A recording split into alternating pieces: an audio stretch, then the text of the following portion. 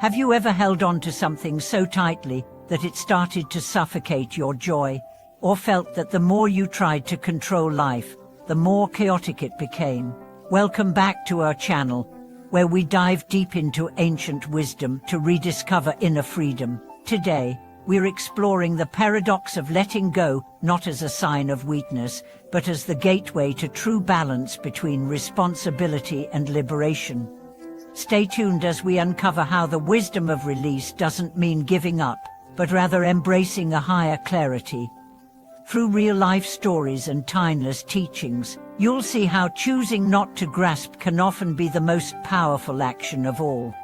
Take, for example, the life of a young executive named Lily. In the fast-paced environment of her multinational firm, success was defined by how quickly one climbed the corporate ladder. For years, Lily sacrificed her weekends, skipped meals, and distanced herself from friends and family, all for that next promotion. She told herself it was only temporary, that once she reached the top, peace would follow. But when she finally achieved the role she craved, she felt more empty than ever.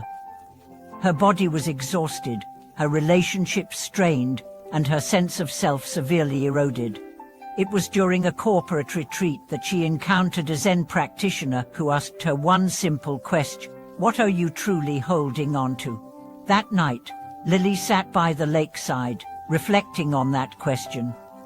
She realized she was clinging to an image of being indispensable, of being admired, of never failing.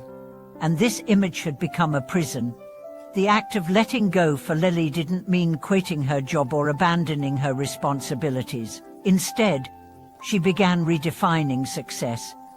She stopped micromanaging her team, delegated with trust, and made time for family dinners. Surprisingly, her team began to flourish in her trust. Her mental clarity improved. She began enjoying her work, not as a tool for validation, but as a space of contribution. In letting go of control, she gained command of her life. This story reflects a profound truth found in Buddhist teaching. Letting go is not losing. It is gaining the vastness that control can never offer. And this concept is echoed across spiritual traditions. The Bhagavad Gita speaks of action without attachment to the outcome. Jesus taught of surrendering to divine will. The Tao Te Ching praises doing nothing and yet leaving nothing undone. True wisdom is not in grasping tighter, but in loosening the grip to allow the natural flow of life. Another deeply illustrative story is that of an elderly man named Hiroshi. After his wife of 40 years passed away, Hiroshi found himself in a sea of grief. Every day he would visit her altar, talk to her picture, and cry for hours. While his devotion was touching, his health began to decline. Friends worried he was slipping into despair. One day, a young monk visited and shared a gentle insight. "Your love is not measured by your tears, but by your peace." She wouldn't want your suffering, she would want your smile. That night, Hiroshi lit incense and whispered, "I will always love you, but I must now carry you in my peace, not in my pain." She began gardening again, tuning community walks, and even teaching calligraphy. His grief didn't vanish, but it transformed. It became a quiet strength rather than an open wound. From this we learn, letting go is not forgetting. It is remembering in a new way without clinging. It is transforming the raw mess of emotion into a refined understanding that adds depth to our being. Let's now consider how letting go affects our relationships. Many people carry the belief that loving someone means holding on tightly, checking in constantly, controlling decisions, and being hyper-vigilant about their needs. But love, as described in spiritual philosophy, is spacious. It allows, it gives, it trusts. There's a touching tale of two siblings, Maya and Eric. Maya, the elder sister, always looked after Eric. When their parents died, she stepped into a maternal role, sacrificing her own aspirations. But as Eric grew, he wanted to explore life on his own terms. Maya struggled. Her identity was so tied to being responsible that she couldn't accept his choices. Their bond strained. One day, Maya stumbled upon a passage in a mindfulness book. To let go is to respect the other's path, even if it differs from your vision. She reached out to Eric, not with judgment, but with curiosity. Slowly, they rebuilt their connection not based on obligation, but on mutual respect and love.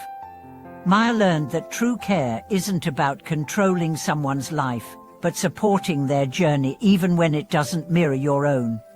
This principle of releasing attachment can also be applied to how we view our own self-worth. In a society that often measures value through productivity, appearance, or social validation, many find themselves trapped in constant self-assessment. Are we enough? Are we doing enough? Have we proven ourselves? But what if the most radical act of self-love was not achieving more, but accepting what is already present? What if worth was not something to be earned, but something to be realized?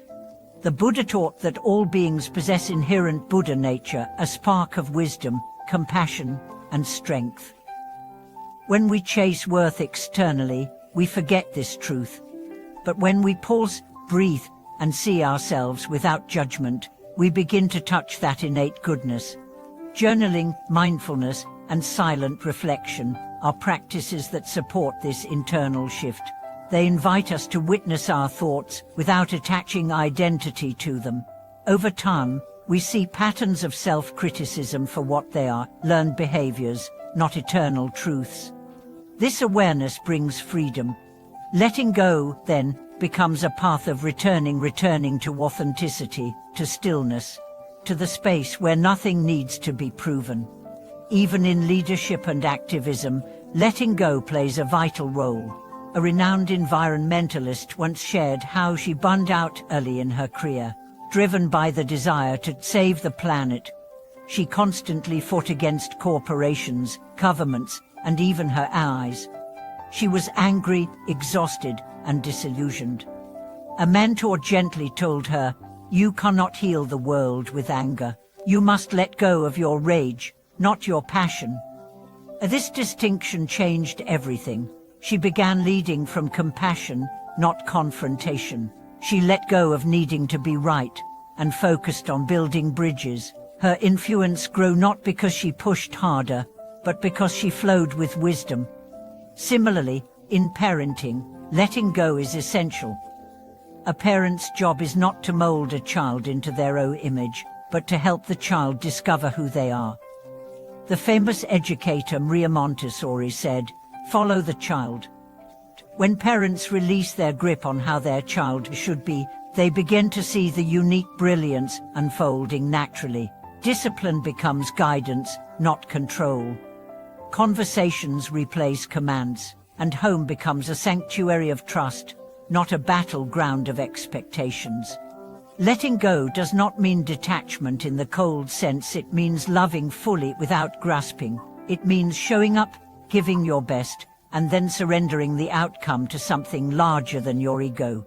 As we continue exploring this path, consider incorporating daily letting go rituals. At night, before sleep, ask yourself, what can I release today?